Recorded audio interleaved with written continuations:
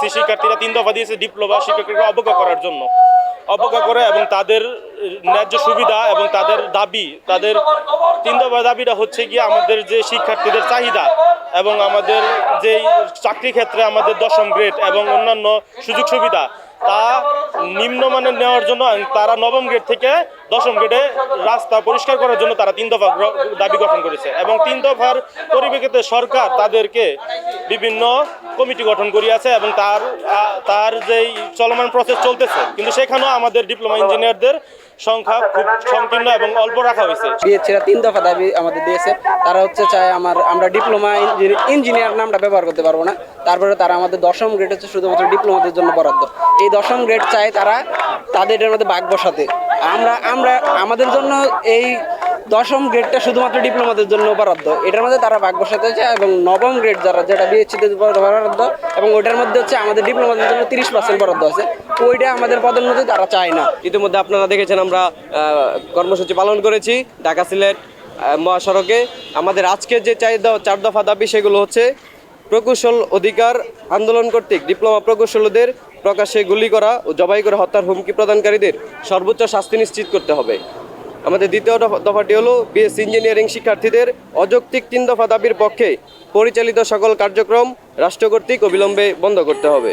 Bashundhara tissue, অশুদ্ধতার বিরুদ্ধে এক বিন্দুও ছাড় নয়।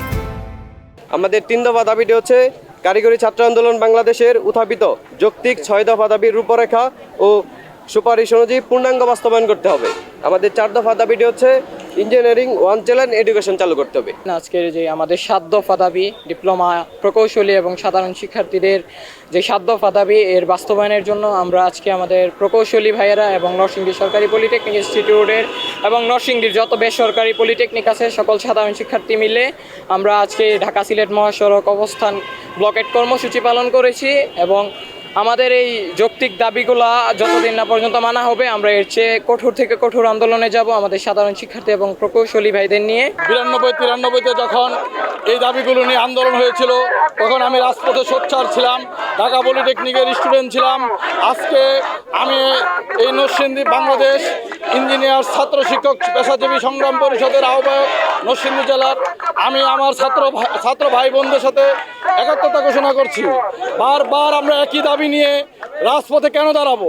আমাদের কাজগুলি কেন বারবার আমাদেরকে বিএসসি ইঞ্জিনিয়াররা এরকম করে? ওদের 3 দফার কবর হোক, আমাদের 7 দফার মেনে নেওয়া হোক। আমরা বারবার এই 7 দফা নিয়ে রাজপথে থাকতে পারবো না। 117 বছর হয়েছে ডিপ্লোমা ইঞ্জিনিয়ারের জন্ম হয়েছে। সবাইকে মনে রাখতে হবে, একদিন আর 2 দিন না। ডিপ্লোমা ইঞ্জিনিয়াররা বাংলাদেশ গড়ার কারিগর।